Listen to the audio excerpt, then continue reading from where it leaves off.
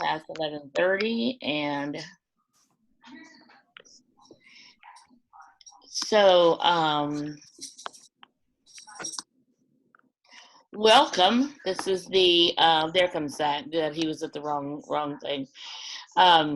Welcome to the Friday Mastermind, and I heard so lots going on this weekend. First of all, today is Juneteenth.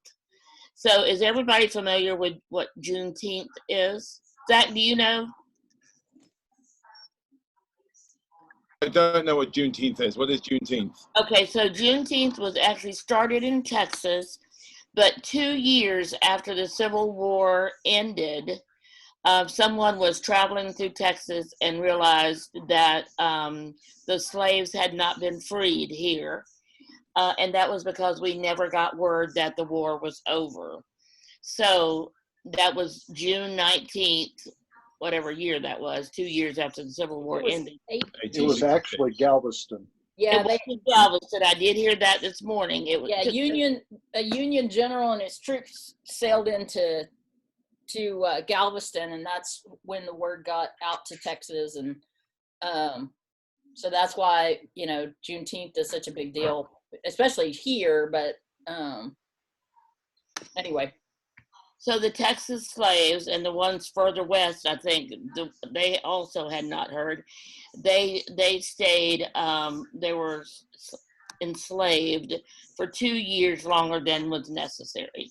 So we have been celebrating it, and one of the things that we celebrated it for years, as long as I've been in Texas. That's when I first found out about it. But I did hear that several of the Texas, or one of the Texas senators, is proposing that it become a national holiday. So, and the word about it has spread over the past few years, I can tell. So, James, sorry, I don't just ask you this because you are Black and you're the only Black person here, but it's okay. But the history of Juneteenth is, first of all, I first heard about it 40 years ago. It was really a Texas holiday. Now it's gone more national. But the other thing is, people don't really understand that the Emancipation Proclamation freed the slaves, but only in the Confederate states. It didn't free other people not under federal control. So they didn't. That is true. That is very true. They had to do another order proclamation. I don't know what it was to free the slaves. It was the 13th Amendment. That happened at the end of after the war. But the slaves after I don't know exactly the date, but they were ones who were in the slaveholding Confederate states were freed by the Emancipation Proclamation. But the other ones, like if they were, let's say, in Texas and the federal government was in control of that property, they weren't freed by the Emancipation Proclamation.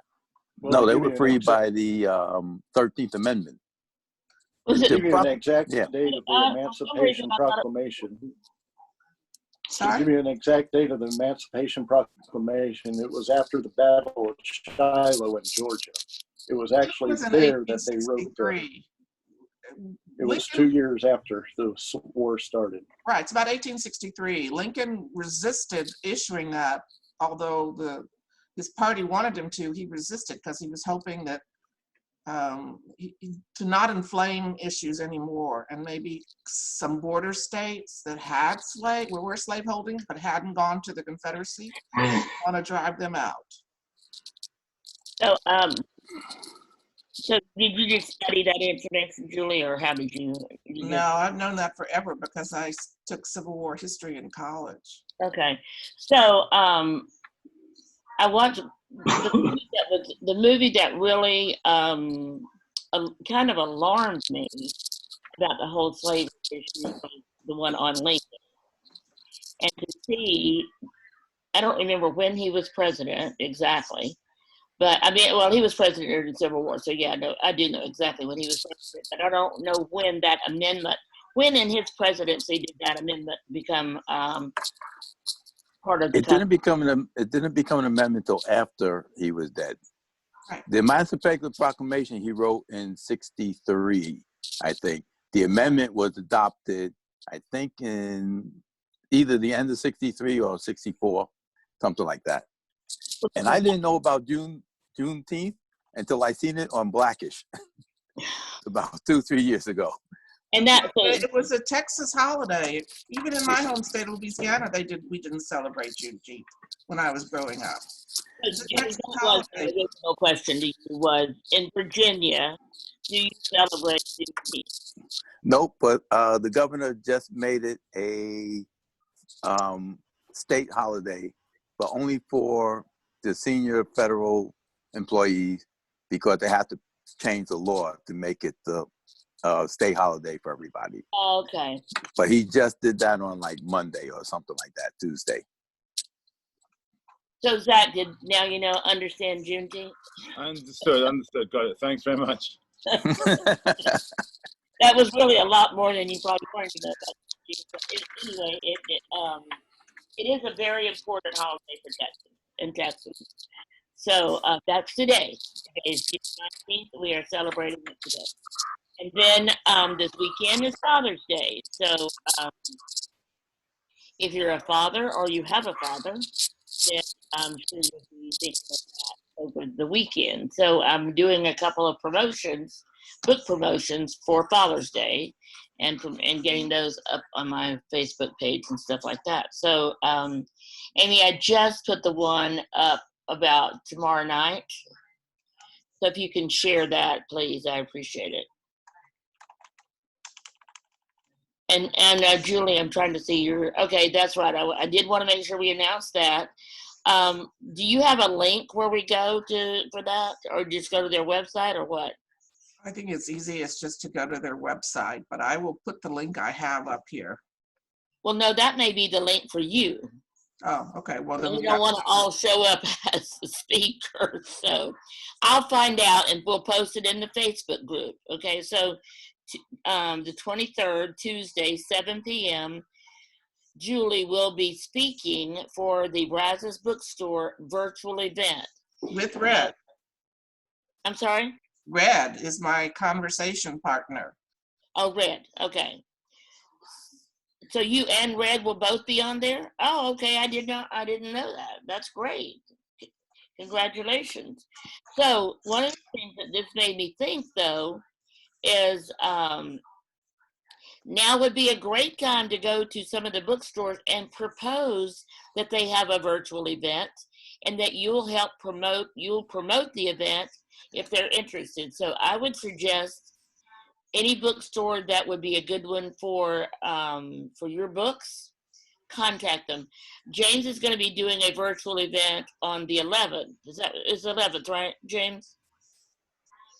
At a library in Virginia, and they will be having a virtual author day or virtual conference. So James, tell us a minute about that. Okay, it's going to be at the Slover Library, which is a very big library here in Norfolk, and it's a 2-day book fair for local authors, and they do it every year. And so I'm going to be doing a reading of my the Emerald Lady book. So I'm going to do a little introduction. I'm going to read a bit from it, and that's at 3:40 on Saturday, July 11th. And that's Eastern time. Eastern time, yes. And I am going to be posting the link in the group, so you will see it there. I'll get that posted next week. I don't want to post it too soon because nobody will remember it. But anyway, I've got the link. She sent me the information, so I'll get that on there. Yeah, I'm going to post it too, but I'm going to wait until maybe the beginning of July. Like you say, you don't want to post it too soon because people will forget it. It'll be down too low and they'll never even see it. So we're going to post it in there. And then a reminder. So that'll be a good thing to do as a reminder. Yeah. Okay. So any other author events that you guys have going on? And I'm doing this all because we're going to be talking about your speaking. The audio book launch that I have, which will be July 11th, we just got to figure out a time. And that will actually be with the actress who did the voiceover. Oh, good. That's great. Now, so check with Amy, do you know what time Fern's book launch is on the 11th? No, I don't think we've confirmed a time. You don't think what? We've confirmed a time yet. Okay. So so make sure, Amy, if you can remind me, or something to make sure we tell Greg what time that is, because we don't want you doing yours the same time Fern is, because that would be challenging for everybody, including Amy and I, because we have to be there for Fern, so we want to be for yours. So anyway, I'll get back to you on that, Greg. And Greg, if you haven't heard from me about that by what's today, Friday, by Monday, just tag me on that, will you please? Because I want to make sure I talk to Fern about it.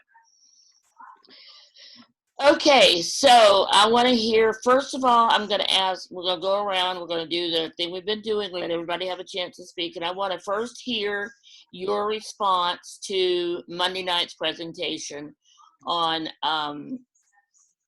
creating your signature speech and all that goes into that. And so I want to hear that, your thoughts. And then, do you have a signature speech? If so, what is it? Or do you, so personally, I don't have a signature speech because my signature is PR. So I've got lots of speeches around PR. I don't know if that qualifies. It's not the same speech though, because sometimes I focus, depending on the audience, I'll focus on social media, sometimes on press releases, and just sometimes other aspects of publicity. So I do have a premise though, and this is something I want you not to tell me today because I want you to be thinking about it. But I was asked when I was doing a speaker training a few years ago, a couple of years ago, I was asked, what is your premise? And I honestly had no clue. I wasn't sure what premise meant in related to my speech. And so this person, I was at a mastermind, only it was an all-day one. She said, so that's the message, the underlying message in every presentation you do. It's something you believe in that is not wavering at all. That is your belief. And it's something that you take a stand for it. All of that, it is important. It's also called your point of view. And I know as authors, you guys are familiar with your point of view. What is your point of view in your book? And that's kind of like, like what message do you want people to get when they read your book? Do you want them to get one of war or peace or, fantasy or romance, or what message do you want to come across? So my premise is you will never be successful without publicity. And I believe that with 100% of my being, that if you don't tell somebody about your book, they will never know about it, period. So I've had so many lessons along these lines since I've been doing this, since I've been working with authors, because some author will come to me, or not lately, but initially, somebody would come to me, or their friend would come to me and say, everybody, I've learned if I hear everybody, run. Everybody loves their book. Well, that's not possible. So first of all, but second, usually the only people that know about their book are their family and friends. So of course, everybody loves their book. They're their family. They have no choice. And they're friends, and they want to make them feel good. So they're not even being honest with them most of the time. When Judith Browse was here last year, but late in the year, I think October, and she was looking at some of the book covers, and one of the ones she particularly didn't like was Hyatt's. And so she told him to fire his designer. And so then later she goes to me, we were by ourselves, and she said, did you like his book cover? And I said, and honestly, I'd never done a critique of it before. But I'm like, well, it didn't turn me off. Yeah, that's the one right there that she did not like. She goes, well, it's not. She said, did you think it was the best book cover you ever seen? I'm like, no, but neither did I think it was the worst. So anyway, she goes, am I the only person that's honest with these authors? Because I'm willing to tell them that book cover is crap, and you're not. You're just going to make me nice to them. and so I have to plead guilty to that most of the time. But we also knew the artist and knew his approach, and it was fun, and it fit his personality. You know, we didn't bother to look at it. How does this reference what I'm doing? We were caught up in it. Yes, we were because he's also a friend. Yep. And you know, you just don't want to hurt your friend's feelings by telling him that you don't like his book cover. So you just keep on going down that road of making everybody happy, except the people that don't know you yet, and you want to introduce to them and to the book. So James had not. I can tell you that on the cruise, she was nicer than she was when she came to Texas. I think she was mad at everybody in Texas or something, because she was really, really, I mean, threw the books on the floor, everything. But she was nicer to you than that, wasn't she, James? Yes, she was. She was brutal though, but she was nice about it. Well, and the damn thing, the thing is, you know, we could be mad at her if she wasn't so damn right. Yeah, you know, we looked at our books and said, I can see where she's coming from. And the one that she really hated was Killer with Three Heads. She just ripped my book apart for that cover. And I loved that cover. I thought it was just so great. It had 3 women on it. It had the 3 rockets on it. It had 3 of this and 3 of that. And she was like, what the hell is that supposed to mean?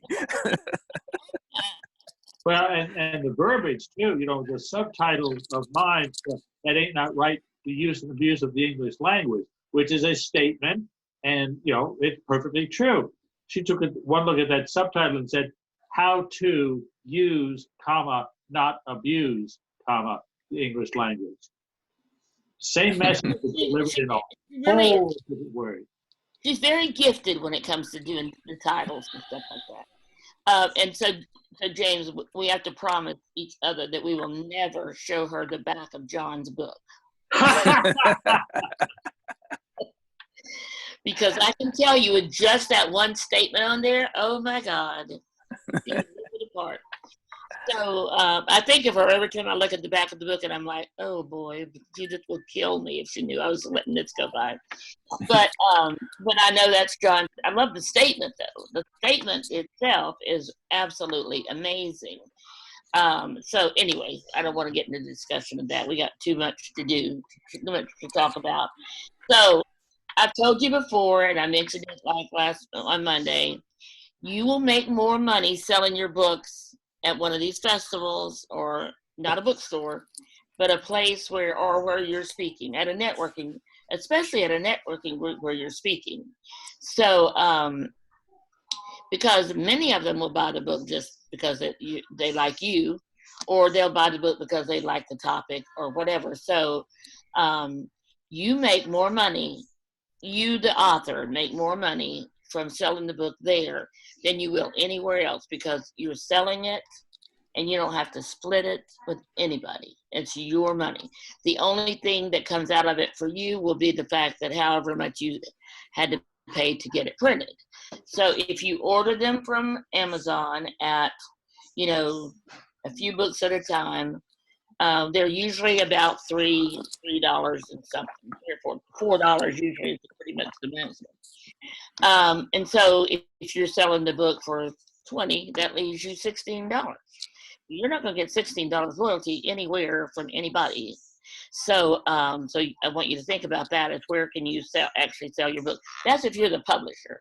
Now, when you have a publisher, like those that are published by James, those that are published by Julie, those that are published by Texas Sisters, and those that are published by Red, all of those, you know, whatever you've negotiated with the publisher is what you make on each book that's sold outside the library and the other things. Another thing with the libraries, you have to, not libraries, but bookstores, you have to agree to have your book returned, or they're not going to buy it at all. So you have to be able to say, yes, if you don't like the book, you can return it, which is another ridiculous thing. But anyway, we're not going to talk about all the woes of the publishing industry today. We're going to talk about speaking, and we're going to do more about it than just today. We're going to really get into how to get speaking gigs. And so I'm going to give you a few of my tips that are things that I use today. You can come look at my email and see. But one of the things you can do is turn on your Google Alerts. Does everybody use Google Alerts? No. No, you don't, James? Okay, you need to use that. Google Alerts. If you don't know how to, is anybody does not know how to use Google Alerts? You don't know how to set it up or anything? Okay. Yeah. Then I'll show you before we're over at the end. So basically, you go into your Gmail account, and that's where I always start from because I take some that have already been there. But you can set up an alert. You can put the little quotation marks around it so you get the Boolean search and you only get those words, or you can leave it open and you get that word wherever. But if I search for Rock Hill Publishing as a Google alert, anytime that word is used, those words are used, I get an alert and it tells me where it was mentioned, all that kind of stuff. So when you do a press release, a lot of times if you do a search, you have Google Alerts set up, you can find out where it's posted.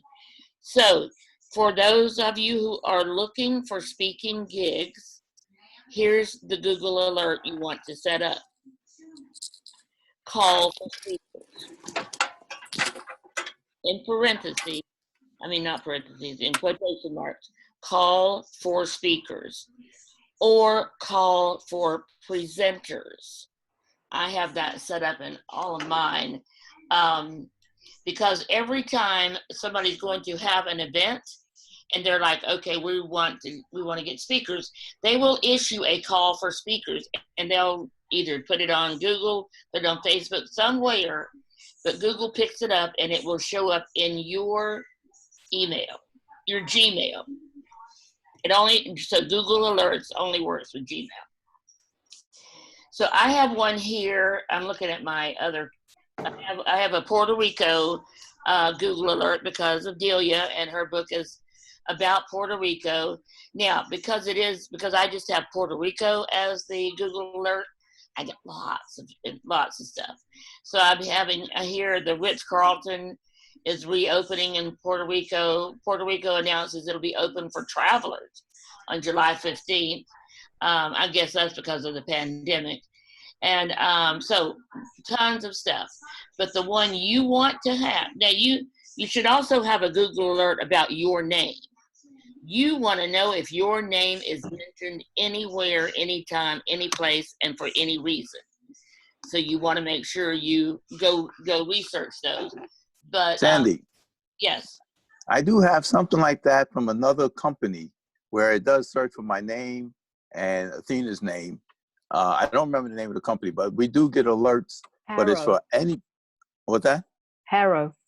No, Harrow is something different.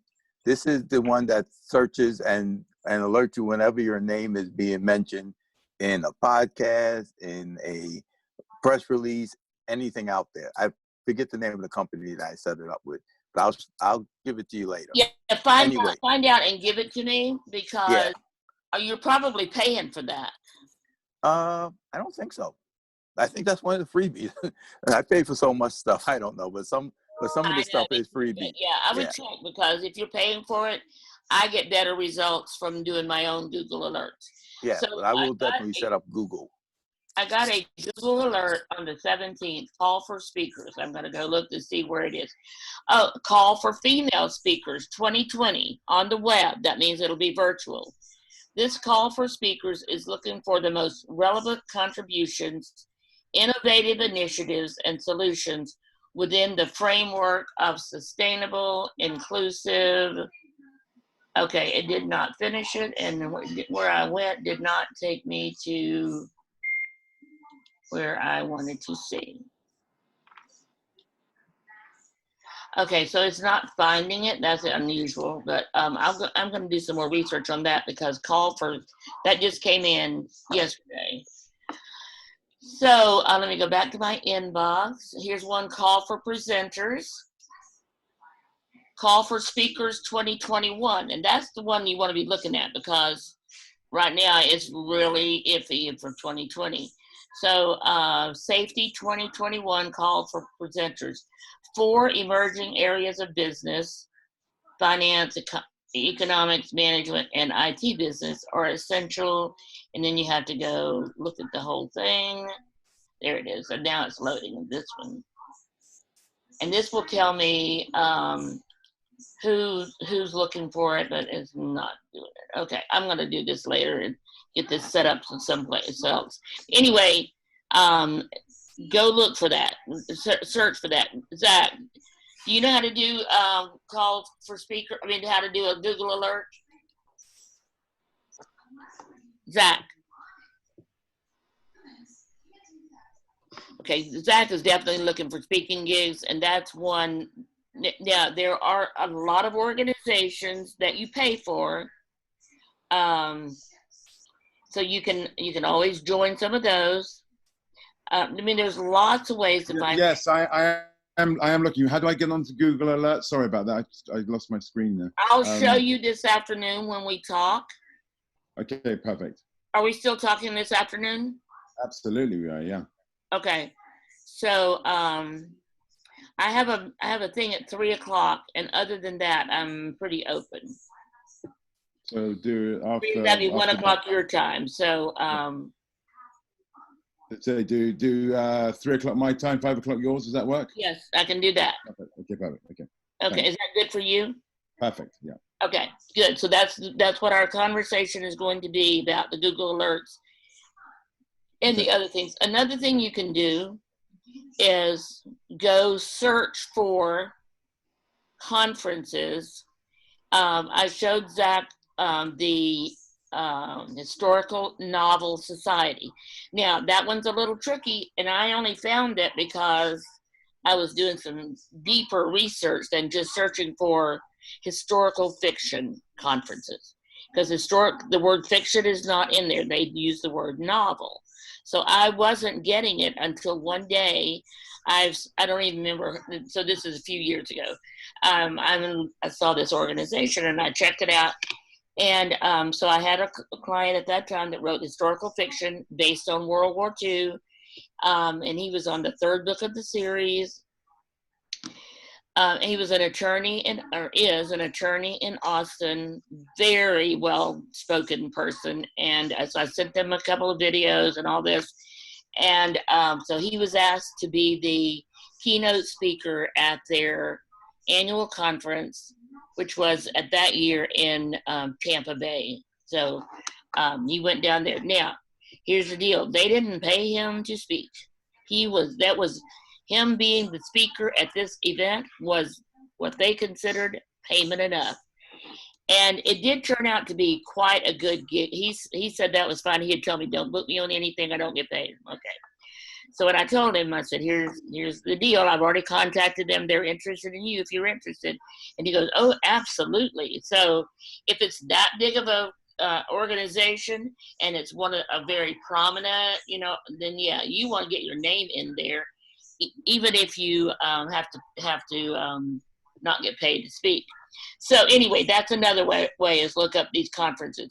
It does require a lot of research. It requires having a very strong pitch. Because when you consider if there were, I know there were several million books published in 2020 or 2019. I don't know how many different authors, but I would guess of that there's a lot. So so just know that there's competition up there, but there is always. And again, just believe that you can do it and go get that pitch together. And that's another thing I will help you with is pitches. I've got pitch templates that I'll be happy to share with you, and then help you work out specifically for you. What do you want? Because if you just go to one of these conferences and say, hey, I'm an author in Texas and I love speaking and I've got a book about this, the chance, the opportunity you have to get their attention is like less than 5 seconds. So you have to want to get them to continue to read. So anyway, we can do these any Monday night as well if this is a topic you guys are interested in exploring further. And then I did want to say this. So I'm going to leave the call Google Alerts and going around the room now. But Amy, I did want to ask you real quick, is it this Monday night we're going to have the separate rooms, or do you want to plan that for a couple more weeks? No, that's going to be at the end of the month to kick off July. So that's not going to be until the 29th. Okay, so that's a week from Monday. Yes. Okay, so we're going to plan something where we have experts in 2 or 3 of the areas that you guys requested information, and we're going to break you up into rooms. So Amy knows how to do this. I'm going to watch and hope for the best. No, I have been there when they did that. So each room will have a different expert, and you pick which room you want to go in. I think you have to pick ahead of time, right, Amy, so you can put them in that room together? Yeah, I'll need to know who they want to speak or who they want to listen to so I can divvy that into rooms. Okay, so we're going to have 2 or 3 people. If you're interested in being one of those 2 or 3 people, then let me know. We had talked about, and Dawn's not here. Where's Dawn? It just occurred to me. Because Dawn is an expert in Word and in formatting and doing things in Word. She said it was even easier for her than the one we just learned about. So if that's something you have challenges with is Word, and you want to talk to somebody about some of those and have her show you how to do some of that, then that's an example of what we'll have. So if you're interested in being one of the experts, then let me know. I did want to mention that Hyatt is, so if anybody ever has any questions about,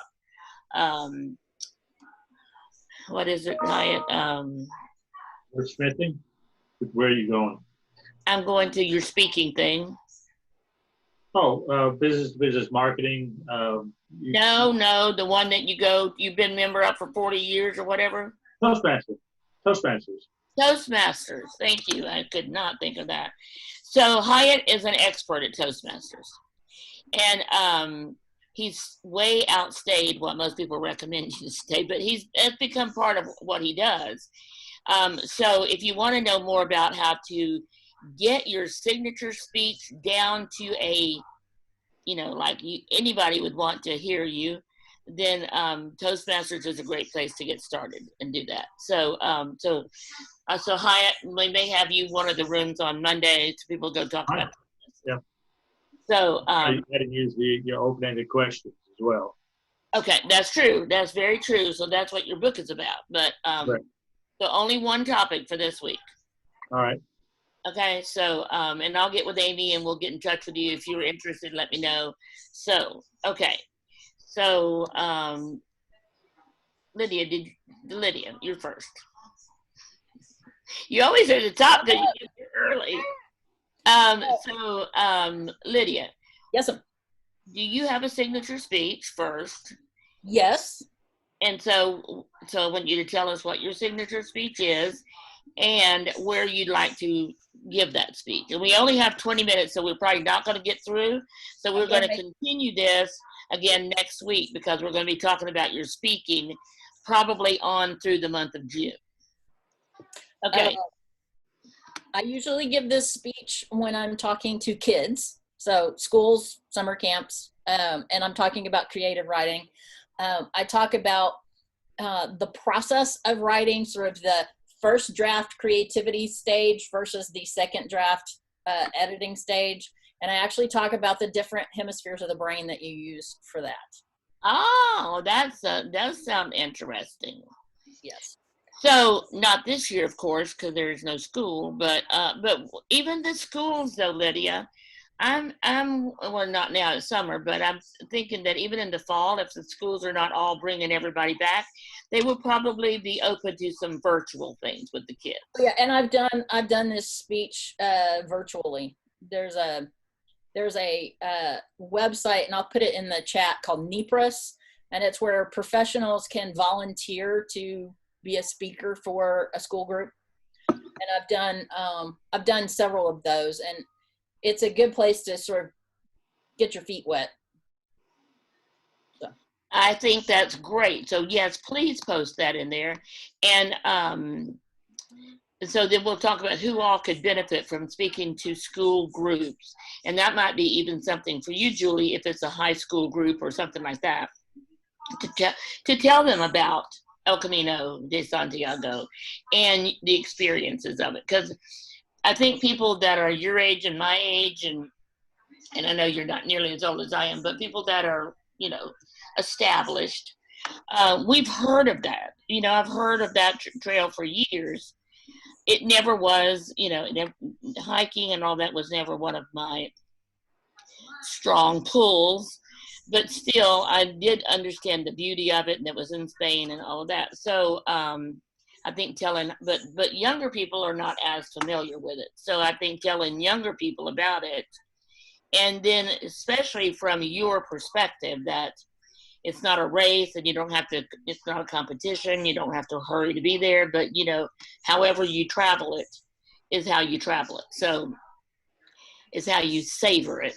So we'll talk more about that. So so that's yours, Lydia, is, and you, I see you did put that in the chat. So NEPRIS. So take that note down or save this chat. Okay, Julie, you are up. So I actually had started drafting a speech when I thought I was going to be speaking. And then all my speaking engagements to do an actual speech were canceled. I was going to do one for Friends of Fondren Library on the Rice University. So I started preparing it, and then I just stopped. So I've started again. The main thing for me is not the talking. I know what I want to say. It's putting together slides that will be good to go with what I'm going to say.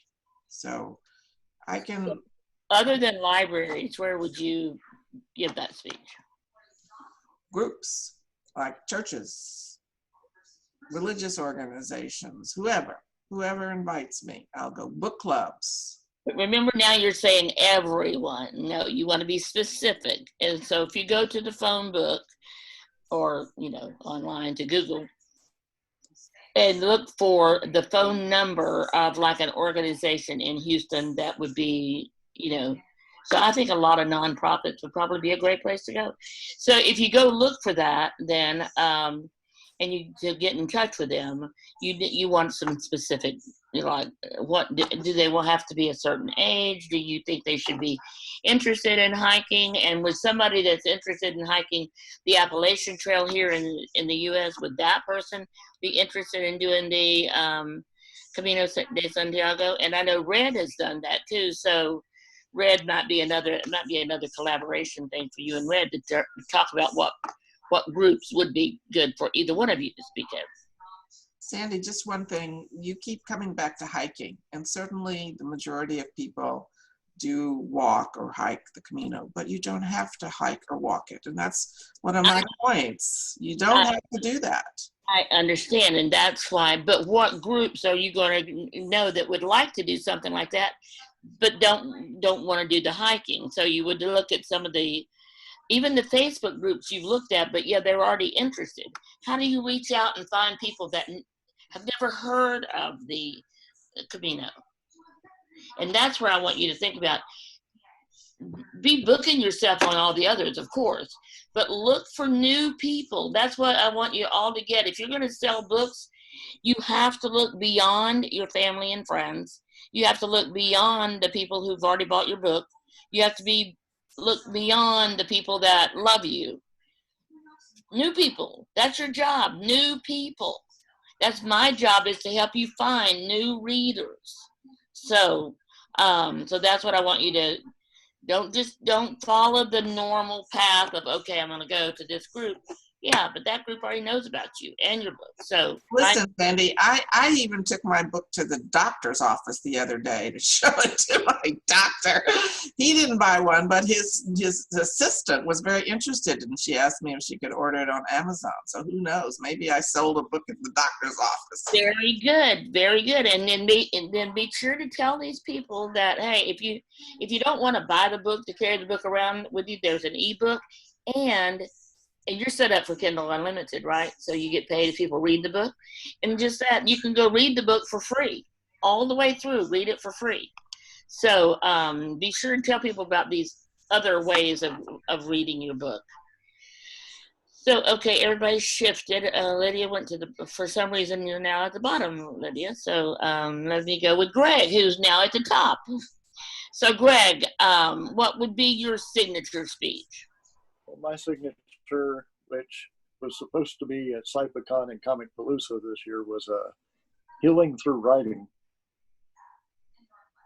Basically, how I use writing to help my healing process.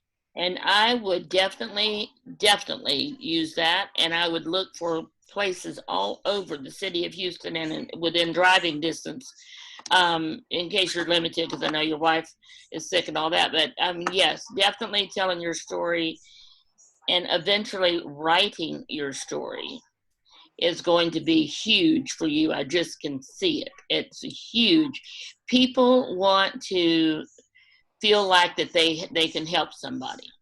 And so when you go and talk about, your story, just tell your story, but tell it with which you already do, but don't tell it as a, poor me kind of story, but as a triumphant story, which is kind of how you do it already.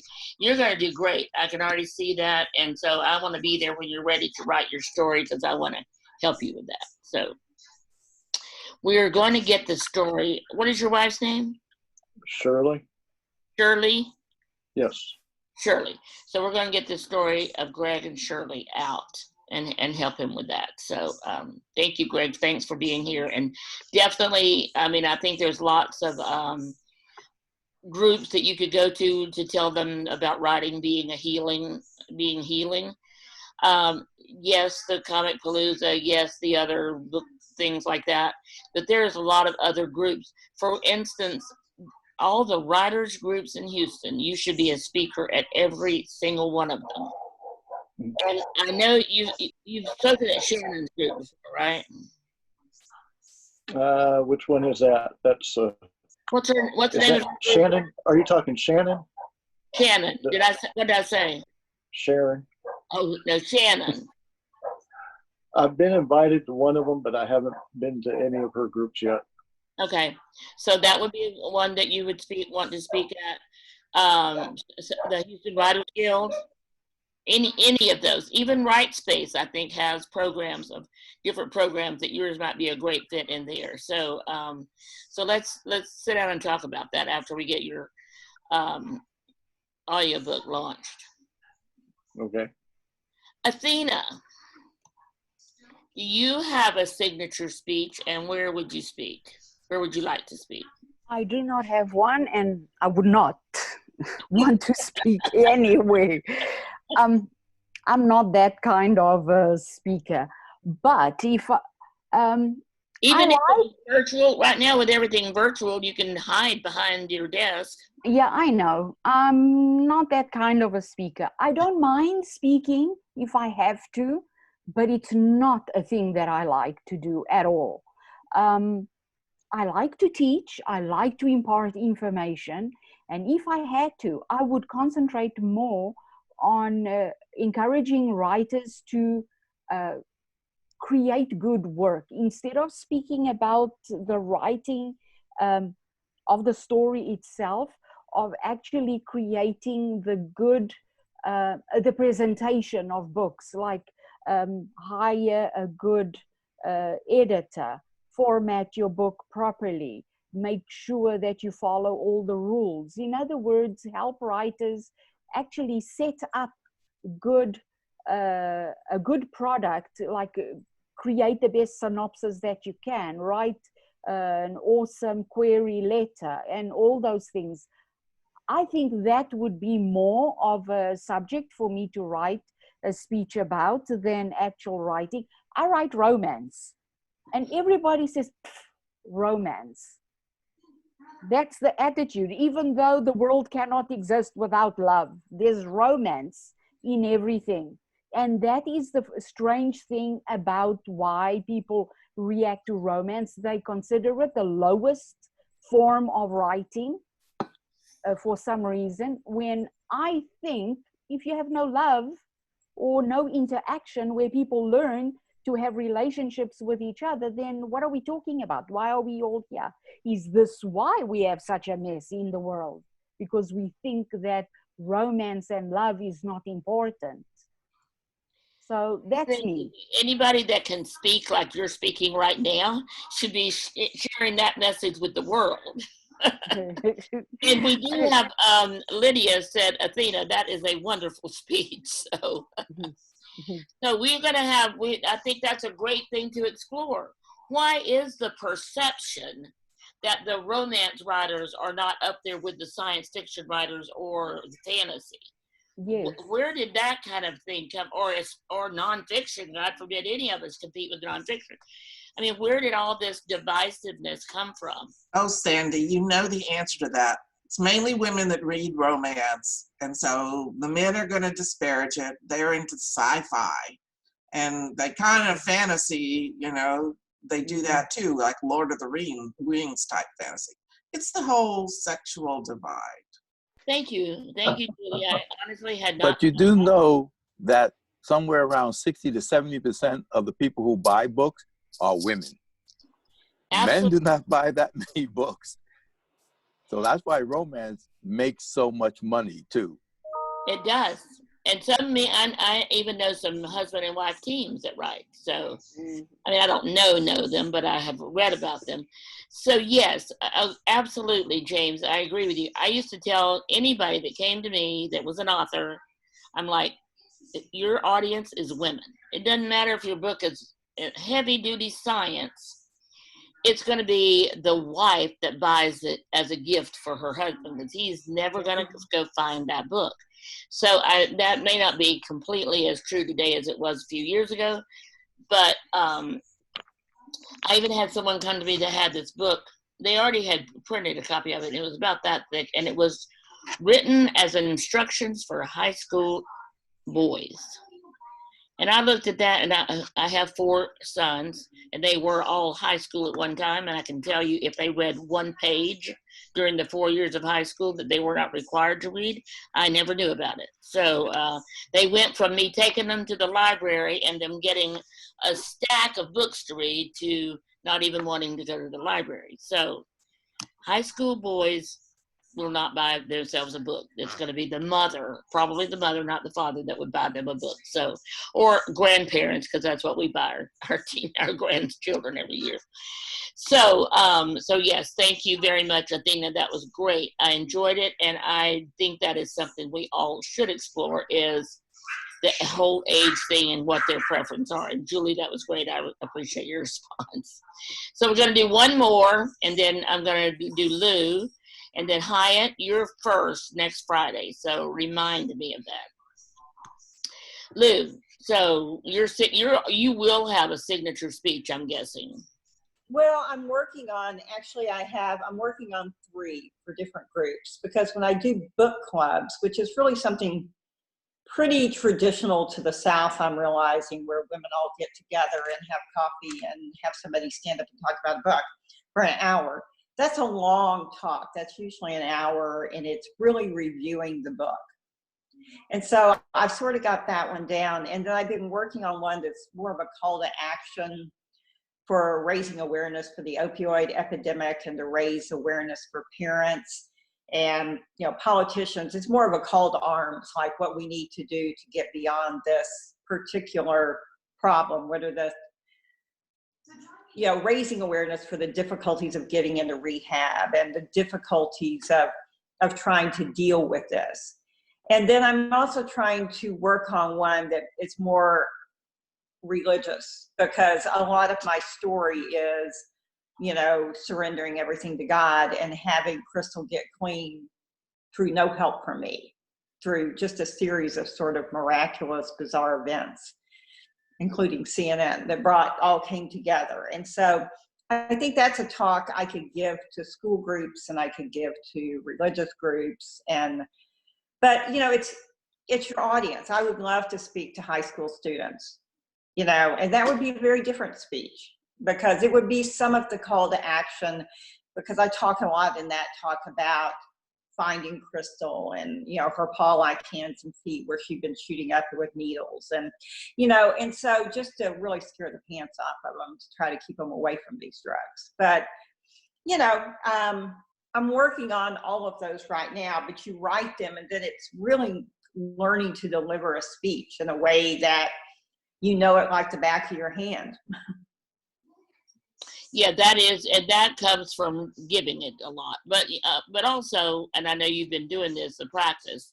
Yes, that actually, of course, helps if you practice it out loud, practice it with a timer, practice it in the mirror, all those things. Yes. I find that learning a 20 to 30-minute speech at my age takes me a long time. I know.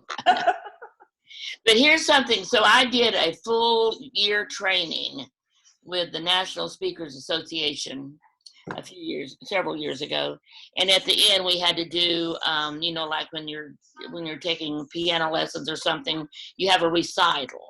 So we had a recital for, I don't know what it was called, for everybody that was finishing the course, and we had to get up and give our presentation. We had to dress and invite people, all of that kind of stuff.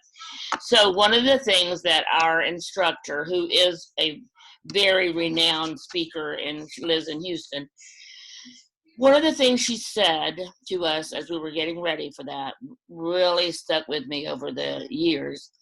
Because she said, do all the practicing like I've told you to. Do everything, you know, reading it out, you know, saying it out loud, do all of that. Do everything, study it, remember it, all of that. But then when you get up to give that speech and you're on stage, throw that book of lessons away and just go speak from your heart. And she said, I always say that everything I've learned is right here, right in my heart or right in here. Everything I've practiced about the speech. So when I get up to speak, it's right there. But if something happens and I don't remember to say something that I had planned to say, then I do not think about it. Do not say, oh, I should have done that. I just consider that was not the right time to say that. And well, I like to say I'm an art major, and what they train you in art is that you have to learn to draw the human body correctly before you can start, you know, Picassoing it and distorting it. And so I feel that way about the speech. When you know it as well as you know it, then you can go off script and begin to be right, more. Right, absolutely. But first you have to have it there to start with. So first you have to have it. I know. So thank you, Lou, and I'm glad you're pursuing that. And so did you get anything from Monday night? Yeah, I thought she was really good. She's a good speaker, and you know, yeah, I thought it was really good. Okay, good. Okay, so it's 12:28, so I'm gonna go ahead and close it on time today. Anybody have anything last minute that you want to say, announce? I didn't get to speak. I'm sorry. Oh, Delia. I'm sorry. I didn't even see you there. Delia. No, Delia. I didn't get a lot of people. I stopped it after Lou. We're going to pick up with Hyatt next week. Oh, That's okay. what it is. You're on the second half. And I'm like, why didn't I get Delia? And then I realized I didn't get James or Ware or anybody. So next week, Hyatt is first. You can be right after Hyatt.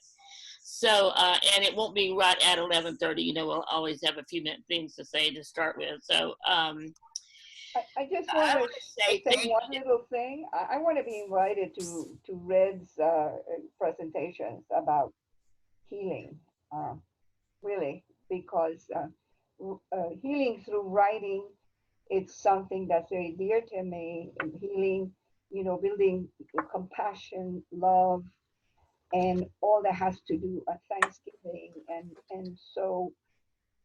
Are you talking about Brett? Are you talking about hear him because I do want to make a speech about that, because there's a lot of growing and healing that takes place writing, especially about something specific that has to do with health and something specific that has to do with growth and family. Okay. Just wanted to add that. Okay, good. So that was Greg we were talking to about that.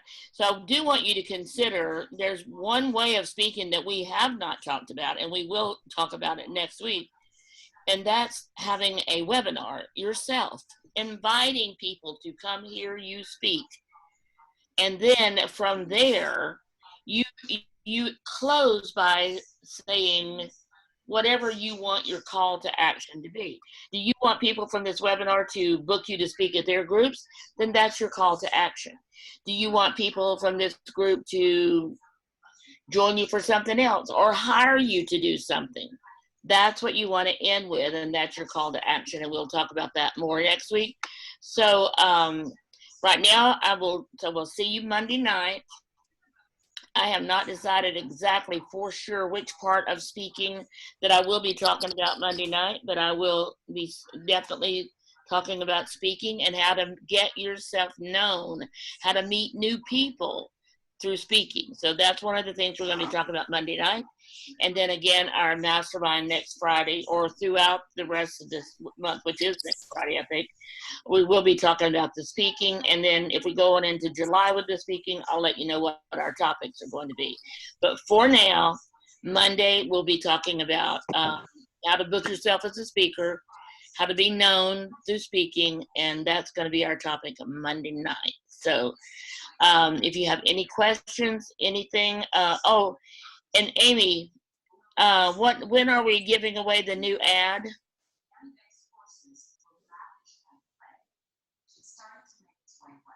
I think she's gone. She's there. She's there somewhere because she's the one recording it. She may be taking care of Meadow, so I'll let you know.